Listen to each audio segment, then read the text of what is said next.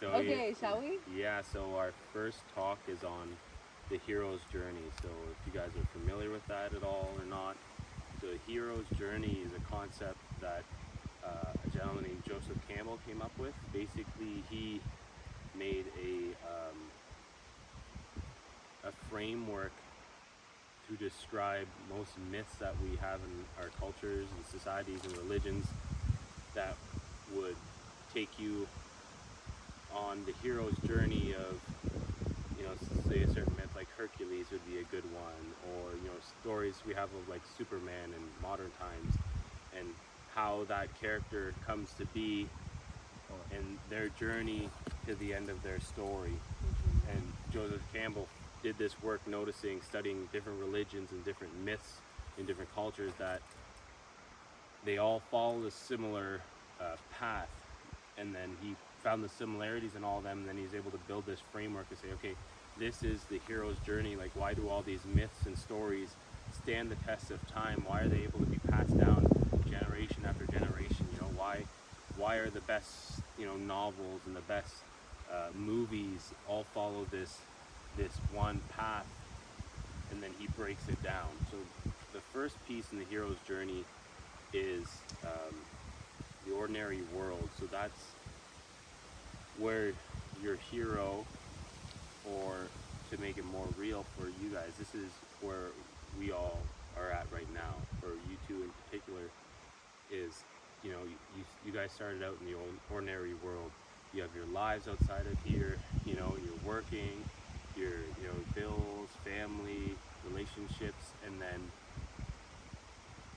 you guys all of a sudden, this vision quest thing comes into your awareness. But before that, it was just the mundane, the day-to-day. You're doing your thing, you're getting by. It's just ordinary life. So there's nothing inherently wrong about being in an ordinary world. I mean, Jeff and I have both, we've been in there, and then we're doing cycles of the hero's journey throughout our life. So it's not like you do one thing and then you'll never go through a hero's journey again. It's a cyclical pattern, and what we're going to go through in this talk is that there's a universal thread that generally starts with the ordinary world, which in that there is a quality that something is missing. And again, this isn't a bad thing. And this can happen in your day-to-day life outside of a vision quest, or you see a car accident, you go and you help the person out. This, like she said, this cyclical hero's journey, you're doing it all the time. So it might have been, something happened with your vehicle or a friend, and you were there to help them out and be at their aid, and that might have been a micro hero's journey for you. And you might have done this hundreds of thousands of times in your life already. But it starts with the ordinary world, or in Joseph Campbell's case that he's making, is often our hero starts where it's no one special. He's not, oftentimes they're not someone unique. It's not always a Hercules where his father is Zeus and they have some crazy backstory. A lot of times it's just, it's just me. It's just me. I'm Jeff. I'm not anyone special. I got no superpowers. There's nothing crazy about me. But then what comes next in the hero's journey is the call to adventure. So that's what you guys received through us, was, somehow you found us, and you pulled on that thread, and that call to adventure piqued your curiosity and kind of pulled you away from your ordinary world, where you thought, I think something's drawing me to this. It's like this is not my normal life. This is not, in the olden days you can think of, you're just working your family's farm and you're just a simple person. All of a sudden someone comes along and it's like a Lord of the Rings type thing. It's like, there's someone calling this adventure is different than my everyday life. It's not here. It's something new. It's mysterious. And the call can be subtle. Some people will respond to the call right away. Some people don't, and then what happens is that call will come louder and louder and louder. Just like, we'll probably talk about this pain teacher concept that Jeff and I use a lot. But when that call, if you don't say no, life is going to present you with opportunities constantly. You don't always have to see them or say yes, but when you hear the call, ideally someone will say yes. Someone does. It is possible that you refuse a call to a hero's journey. continue to present yourself so that you can transform. Because the main thread of the cycle of a hero's journey is transformation, which we're always changing. We're, you know, like whether you go on a hero's journey or not, we're changing all the time. But the hero's journey is the natural cycle to facilitate greater transformation and potential for what we have in our lives. Yeah, and then so what happens often with the hero's journey is you refuse the call. So maybe you heard about this vision quest and things started to pop up. Oh, you know, like I have to work, or the money, or I'm scared. What am I going to do 3 days in the woods? Like the bears, you know, what am I going to eat? Maybe I'll be allergic to the food, or what else in my stomach, or, you know, oh, that's just too crazy. Like, what are people going to think about me? So you might come up with all these internal conflicts of like, oh, this sounds very appealing. Like, this is not my daily life, and like I'm really drawn to this. But like something in you is like, oh no, like, oh, we can't do this. I'm not the hero. Is often what happens, because the hero is coming from your ordinary world. It's you in your day-to-day life thinking, oh, that's not me. Like, I don't, you know, this isn't my everyday thing. Like, oh, I don't know. And then you battle with yourself internally on whether to take the leap forward into this next step. So yeah, like we said, the call, life will always present you with an opportunity. Some people do refuse it, and I truly believe that if you refuse it, the call is just actually going to get stronger and stronger. Get louder, knock on the door. Yeah. So then the next piece is meeting the mentor. So this can be a human mentor. This could be an animal kin. It could be a plant. It could be something Spiritual. It could be a book. A book. It could, yeah, it can be an entity. It could be, like, there's so many things that it could be.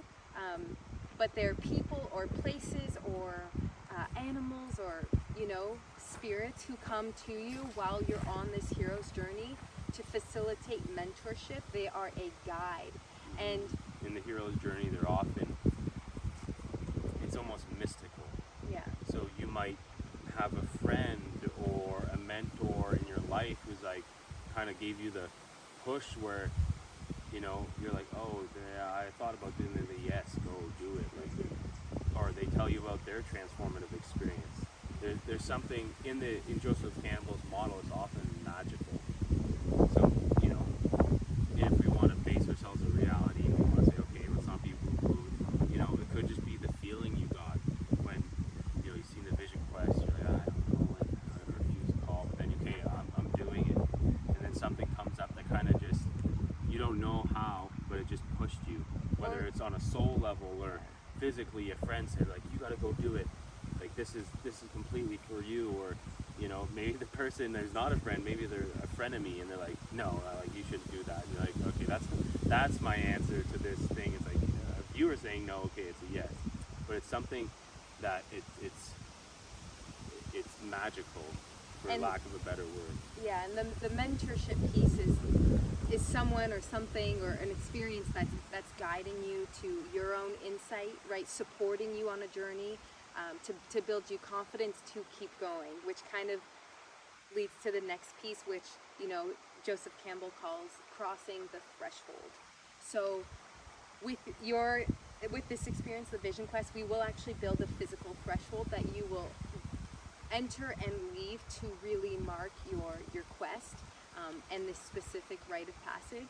But the threshold is when you're going from that severance into your quest. So you're really stepping out of that ordinary world who you were before, and you're entering this experience.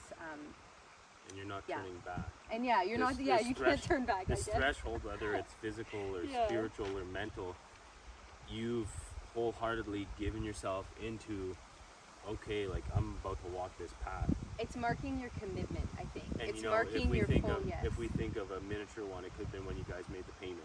Yeah. Because all of a sudden, in the physical world, it's like, oh, this is real. Like, money's gone. Okay, like, I'm committed to this. Now you just crossed a threshold monetarily in the physical world, and then once again, you guys showed up to our place. You know, you had all the power to just say, okay, you guys are wacky. I'm gonna turn around, but you guys came to our home, and that was kind of meeting the mentors. You stepped out of the ordinary into something new, And then the threshold of driving here. So we cross the threshold by saying, okay, get in our vehicles, we're going to drive out here. Now you left your ordinary world. Now you're traveling, there's no turning back. You're in the vehicle, we're arriving to the campsite. That's just another like mini hero's journey on a small level. And just like Dariya said, it's a cycle kind of repeating itself constantly. And there's cycles in the larger cycle. Yeah. As you can, like, you know, a day out here is like a full hero's journey just in the day, but then there's this larger scope of the vision quest, that's another one, and then the larger scope of your life as a vision quest, right? So once you cross the threshold, we go into what he calls tests, allies, and enemies. So these are the hardships that come up in a quest. And we kind of touched on this earlier, that your quest, or one quote that we love from him is, the cave you fear to enter holds the treasures you seek. So I'll say it again. The cave you fear to enter the most holds the treasures you seek.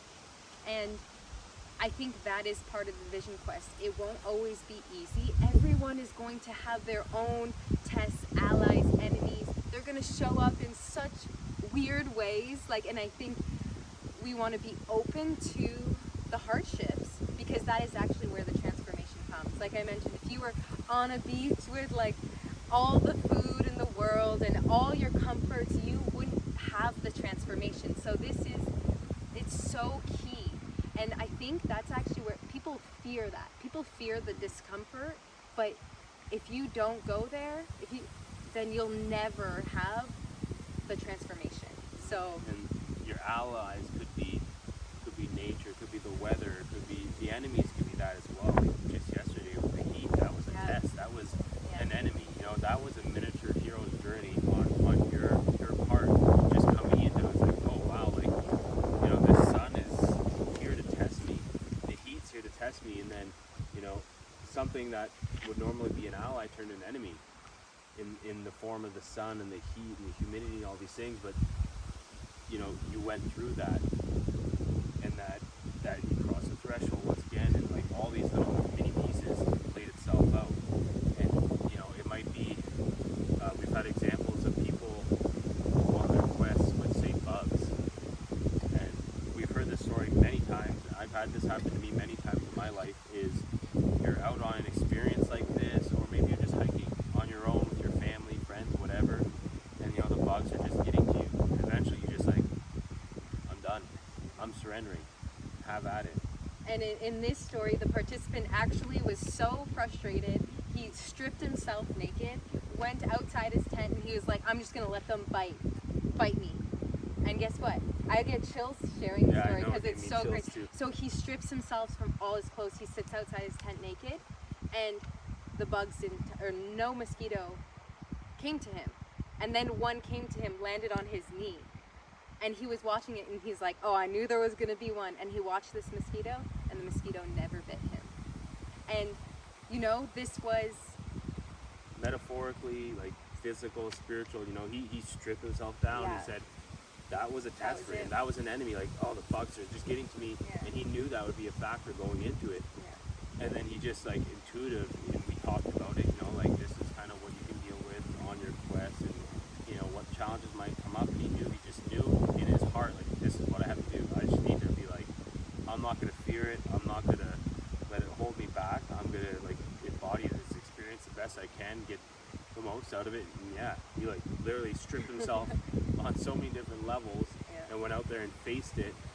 The thing he feared the most, you know, being destroyed by the bugs over his quest, and then when he met that, the enemy fled. And it doesn't mean that if you do that it will happen. But this is a story, you know, another story of, you know, we're kind of touching here, when you approach the innermost cave, there's an ordeal. There's, generally speaking, like what Jeff kind of touched to, there's a peak, there's a climax experience. And my best friend, for example, on her quest, she got bit, I told you the story, she got bit by a bee on her face, like right under her eye. So she actually like flared up and lost part of her vision while she was out. Well, like she didn't blind her thing, but you know, if you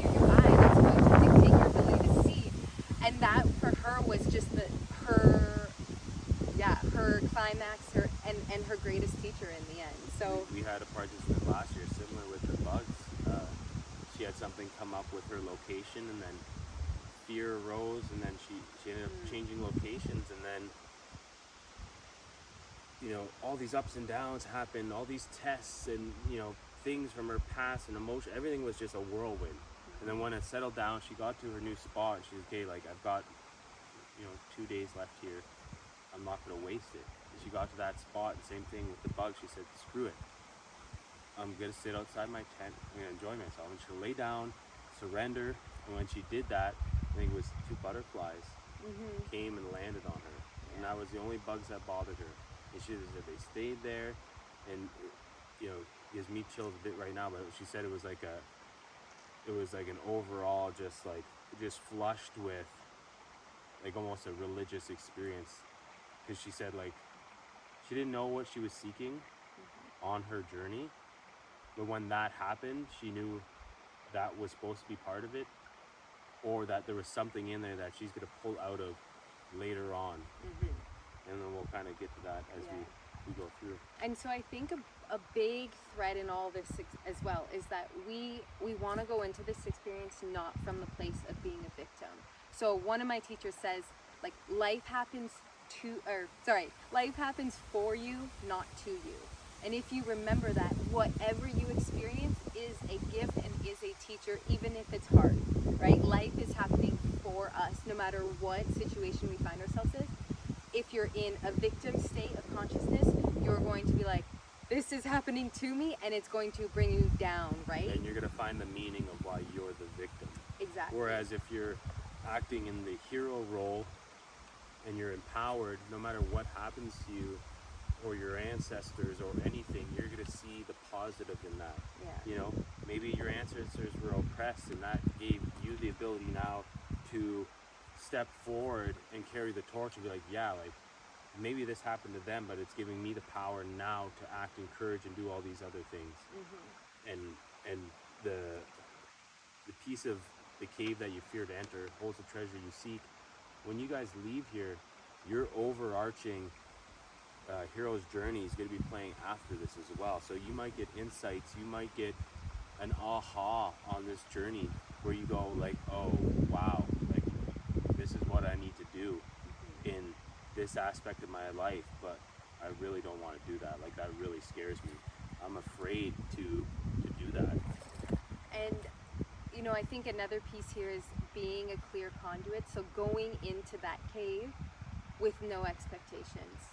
You know, we don't actually want to be searching or like looking for something or asking questions. We just want to be completely open and receive whatever life spirit is meant to teach us. Because if we start getting into, you know, that part of the brain that wants to be super, super analytical about everything, it might just pull you out of being able to receive the teachings. So, you know, you face your ideal, you're in the cave, then, you know, at one point you get, he calls it seizing the sword, and this is the reward. This is the gift, the embodiment, the courage, the teachings. Maybe for some people it's answers to questions.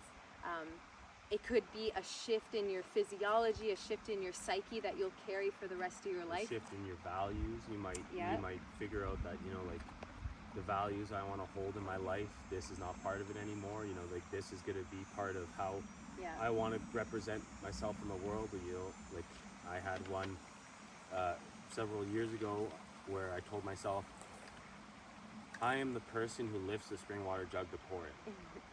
And it seems like very minuscule and silly, but like, you know, sometimes you get lazy and you want to pour the spring water jug into your mason jar and bend over. And I told myself, no, I'm not that person anymore. So I had a value change.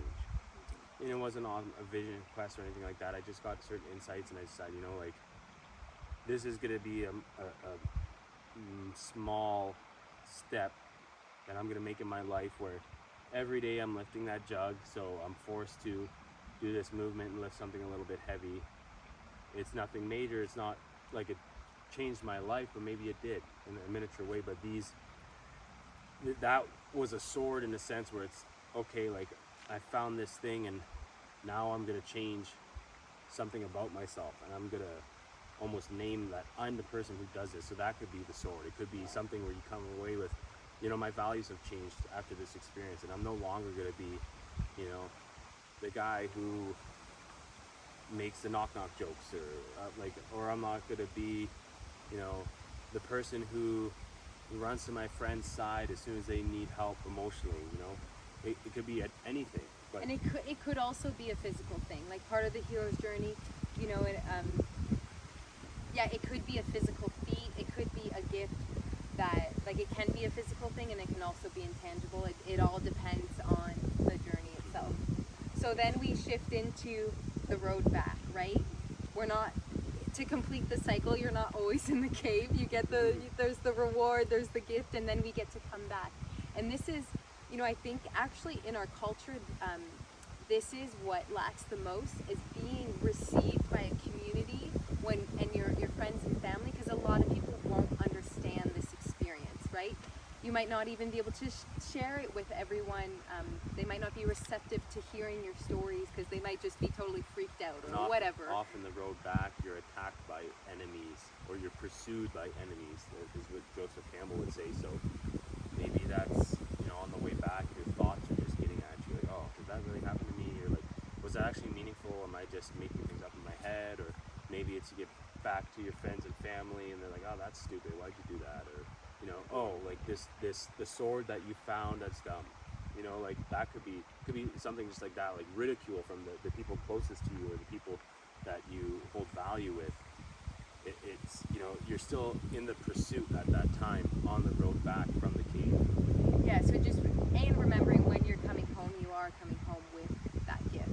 No matter how it's received or perceived by other people, this is your inward journey. And when you go into the cave, there is always a gift there. That is the cycle. So you can't go into this quest and not have anything come out of it, you know? Like, that's not part of, like, this is a law of nature. So if you present yourself to the world and you're willing to say yes and go into that threshold, into the cave, there is always a gift there for you. And then the last one is the resurrection. So when you come home, Jeff kind of touched on this, there's oftentimes a little bit more of a test, because you're now being faced with cultural perceptions, your family perceptions. Yeah, maybe someone thinks what you did is so silly and like can't connect to it at all. And but so you're also returning as a hero to the ordinary world. Yeah. So now it's like you're coming back too big for your britches for some people, where, you know, oh, like you just left being yourself and now you come back and you're different somehow. Like, we're not too sure, but yeah, so this is truly the rebirth. This is the part where you do die. Generally in that cave, there's that element of some part of you dying. And then when you're coming back, there's a rebirth. And your return, he says, you know, you return with the elixir of life. And this will be so different with every single person. But I think it's so important to realize that when we transform and we get closer to our gifts and, you know, how we want to show up fully in this world, there is a part of sharing it with others. Like, you're not supposed to transform as a human and it just be for you. You know, we have a community of friends and family and loved ones, and landscapes to take care of. So part of doing these transformations is so you can be of greater service and you can be tapped into your knowing. You know, part of finding Polaris is really understanding and tapping into your true north.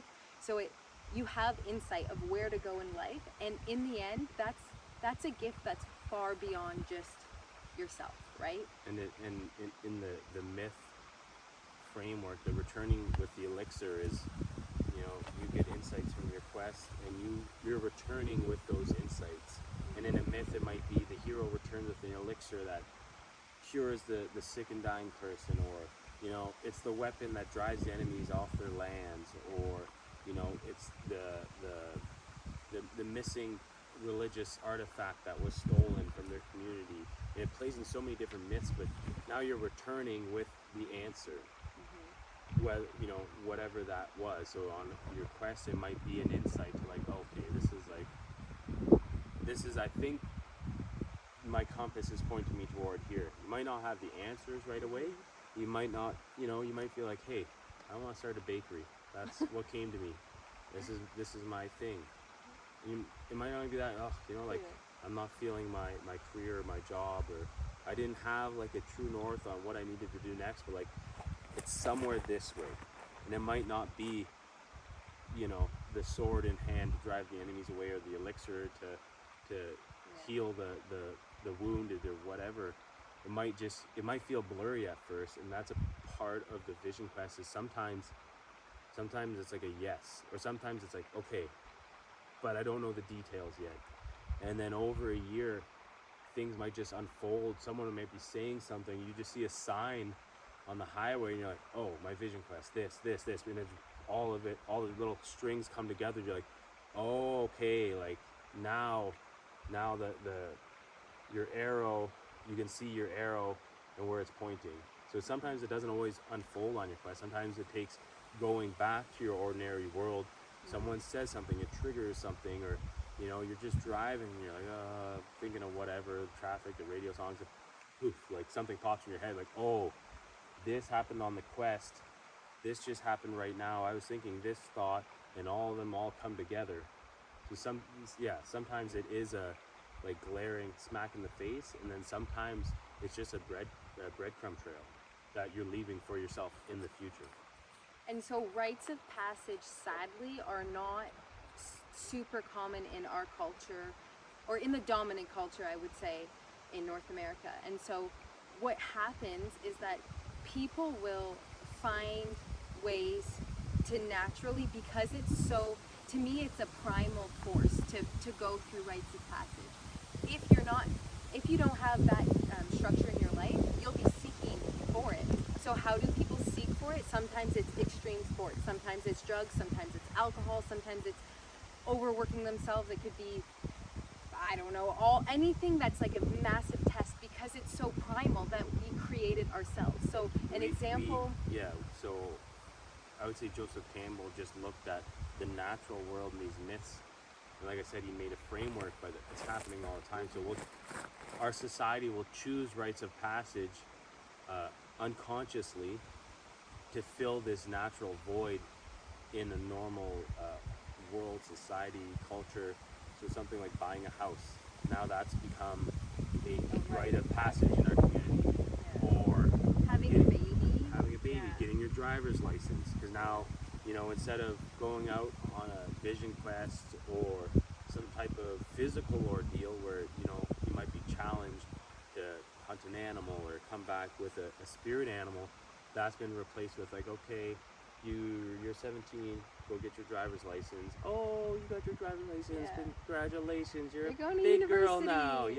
Going to university. But what happens is oftentimes they're hollow replacements for a true rite of passage, because you're not going through the full hero's journey. You might go, you'll definitely be going through it, but the biggest piece with like this vision quest, for example, is you're forcing yourself into these challenges where, like a driver's license, there's challenges, there's a mini hero's journey there, but it's not the type of thing that our ancestors and primitive cultures and not so primitive cultures designed to make for a better society. Because what happens is, if we don't progress through these rites of passage, oftentimes in indigenous cultures around the world, they would say you stay in a child archetype. So you stay as a dependent. You're not an independent, functioning member who can be relied on to do anything that when you get called upon, because they haven't been challenged. So the idea would be maybe, picking berries in the hot sun. Well, maybe if that person didn't go through a grueling 2 weeks in a hot area, having to do it with no water, no food, and it's like, okay, well, how are you going to do it when there's the drought? Or what happens when forest fire wrecks our land, and now we need to we need to rely on you to push through. And what often happens is, and we see this a lot, is people, because they don't go through these rites of passage, they don't know that they have the sword already.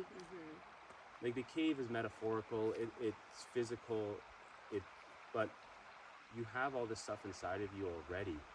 And then what people don't realize, we have, you know, people on drugs or alcohol or addicted to sex, pornography, abusing, gambling, social media, all these different things.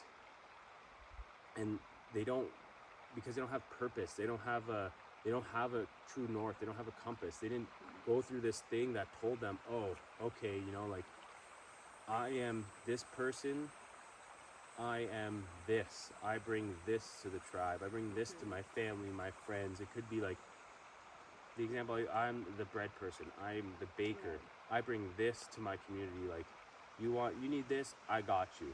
You know, like, or I'm the person everyone calls on when they need me, but those people's sword isn't being activated, their spirits aren't being activated. So we have generations and generations walking the earth with almost a dimmed flame, because they don't realize that they have all this power and potential in them, and then they're drawn to these things that try to light that fire up, but it's a weak substitute. So now, you know, indigenous cultures, you didn't have a lot of these problems with drug abuse and that type of stuff, because you had to go through this rigorous rite of passage, multiple that formed you into a person who's like, oh no, like, I've got values like this, I'm this type of person. But then we don't do that, so people they're lost, and they're seeking in everywhere but within themselves.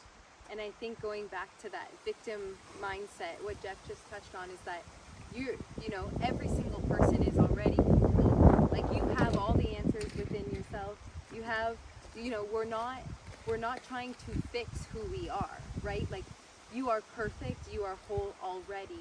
But when we eliminate some of the distractions, we get that soul fulfillment, which I think is what those other types of rites of passage don't do.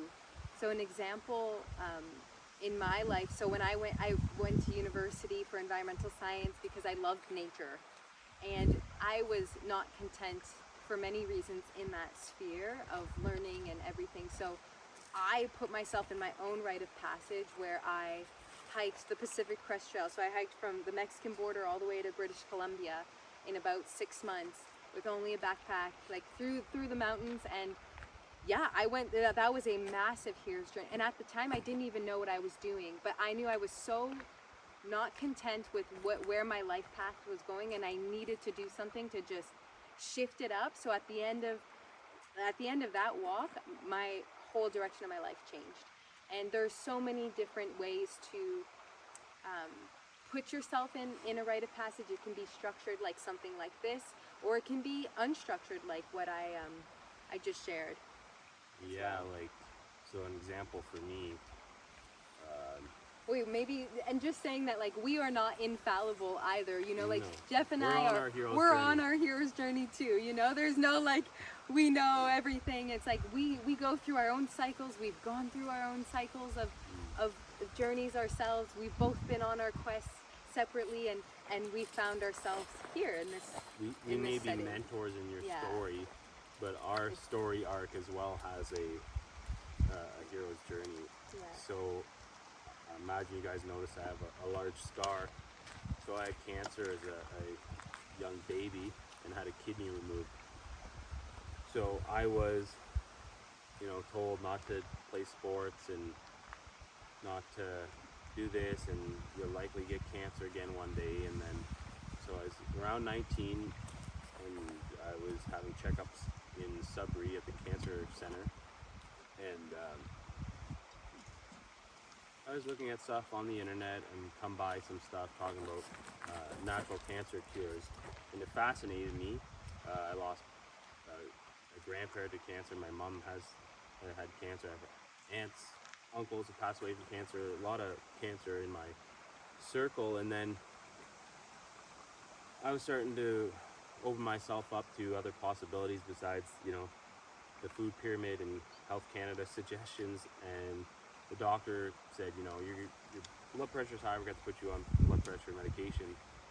And I said, you know, okay, like, I'm nervous, it's not comfortable for me. Like, my best friend passed away of cancer at 17, his handprints on the wall in the Children's Cancer Center. You know, I'm like a little, you know, nervous being here and awkward, and he's like, okay, yeah, we'll take it again. He's like, but we should put you on blood pressure medication. I said, okay, for, you know, how long? Like a week, a year, a month? He said, oh, forever. I said, okay, that's kind of weird.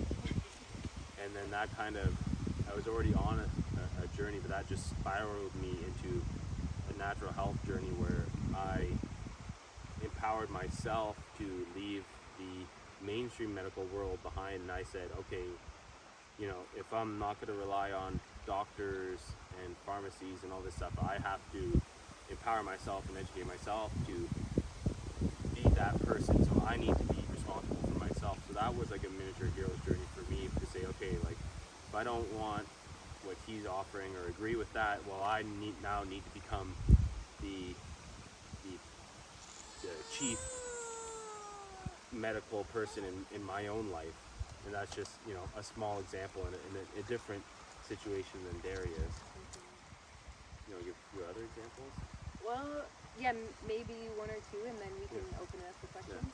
Yeah, and then, you know, I was in a position in my life where I had a structured rite of passage. I mean, you probably have heard of the fire walk, where you walk over coals. So that was something that I said yes to, and it was very structured. You know, that's a big thing, that you have guides and mentors prepare, and then, you know, you're in front of a bed of coals. The fire was so insane and high before, like, it came down to coals. I was like, what am I doing? Why did I say yes to this? And I, you know, if I go back, like, I remember being terrified. And one of the things that they had, actually the guides didn't say much in that situation, but they made us repeat to another person, I can walk on fire. And like, for probably a few minutes, we were just going back saying, like, you can walk on fire, I can walk on fire, like, we can do this. That's all we said. And then we got to the edge of the coals, and then on your own time, nobody's forcing you to do it, you walk onto coals. And there's actually a really beautiful, so when I witnessed, there was a group of about 20 of us probably who did it, and here was the beautiful thing. Some people walked and had no blisters or nothing. Some people walked and got burned. And it's pretty incredible, right? So you will get what life is meant, you will get the teaching. We're all doing the same thing. Some people get burned. Some people got to the edge and didn't want to do it. And so we're all, and there's nothing wrong with any of those, right? It's just you're going to be receiving what you're ready to experience. So it's so individual, it's what makes it playful and fun and unique. And even if some of these experiences are quite big, we still want to have like lightness and humor and play intertwined in them. Mm-hmm. So I guess I'll finish with my example. Sure, and then we can. It's just a small one. Yeah. So before I met Dariya, a 5-year relationship had ended, and I was seeking, and I was wondering, what am I going to do next? All my eggs are in this basket with a person, and then all of a sudden they're not. And you know, over time you become a person. You've changed before that.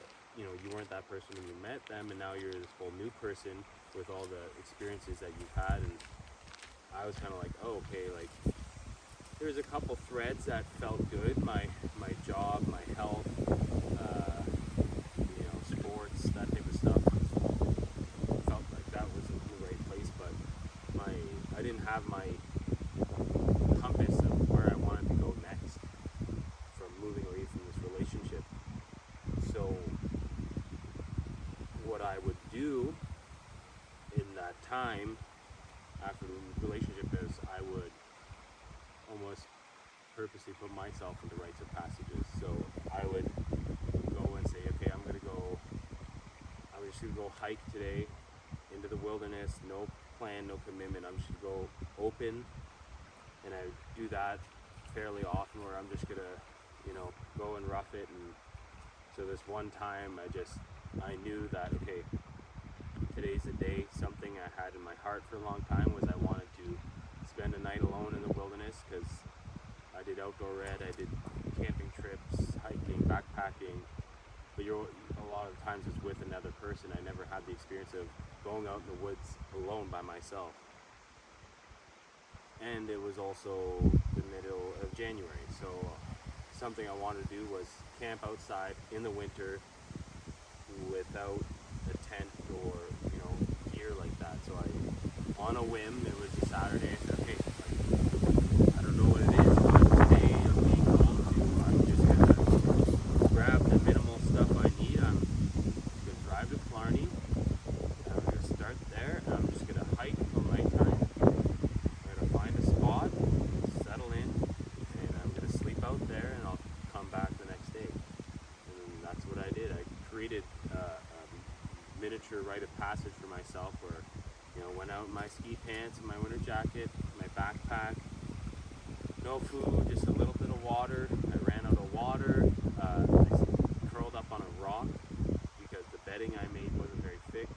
So I went through my whole ordeal through this night and ended up hiking out, I don't know, like 3 in the morning from the crack in the middle of winter, and hiked down with a red lamp on. Had no water. I had to, you know, scoop snow, or I found myself eating snow off of branches, so I wasn't getting the snow fleas on the ground. And yeah, essentially created this miniature rite of passage for myself in just a small way, in you know, 24-hour period.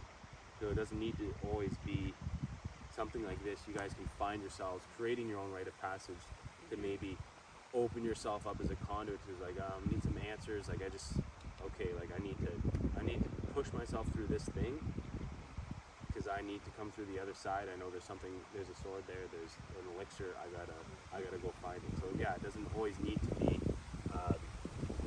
something crazy like going up the crack in the middle of winter, you know, or hiking the PCT. It could be something as small as, you know, going to your first fitness class, or, you know, whatever. Pick your poison, I guess. Yeah. So yeah, I think that's all we have. We can open it up for questions or thoughts, comments, anything really, whatever came up, reflections.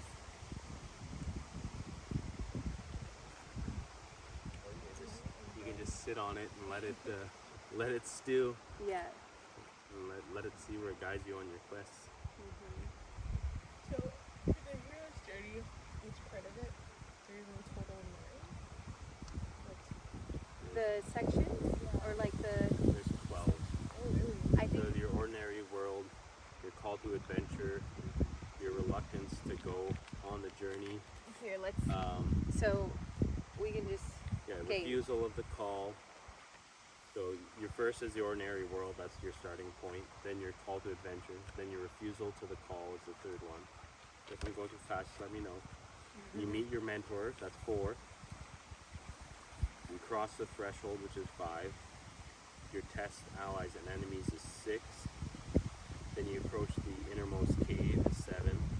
You go through your ordeal, which is 8. Sorry, we kind of, the cave and the ordeal, they we kind of go together. yeah, but oftentimes what happens is the step before you go into the cave is like I'm not going in that cave, you know, like that's where, but you kind of mash them together, because, you know, you're reluctant to go into that cave, but then you do, and then that's when you face the dragon. That's when you go face the dragon, and then you slay the dragon, which is your reward. Which is 9. You're like capturing the sword.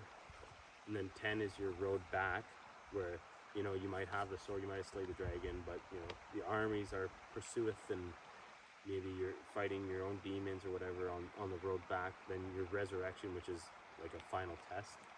Let's say, you know, you face those enemies who are pursuing you, or your bad thoughts or whatever, you defeat them, and then you return with the elixir, which is your full circle. Now you come back as a hero with the answer or the elixir to the solution at hand. But, you know, they truly all flow together, so there's not really yeah, it's not like, I mean, in some ways, some of them, yeah, for sure, there's a threshold that you walk, like Jeff mentioned, like when you said yes to this journey, you've already met some of those points. But sometimes they flow. Yeah. Some of them happen really fast in a moment in time, and then others are like, you know, your 3-day quest. Yeah, you might be battling this cave, entering the cave with a certain aspect of your life for years. Yeah. Until you're like, fuck it, kick down the door, I'm coming in, and then you face the dragon or the demon or whatever it is. But yeah, some can be, you know, happen in a fleeting moment, and others could be going over time. Anything else? Go get yourselves wet in the river. Thanks for listening to us.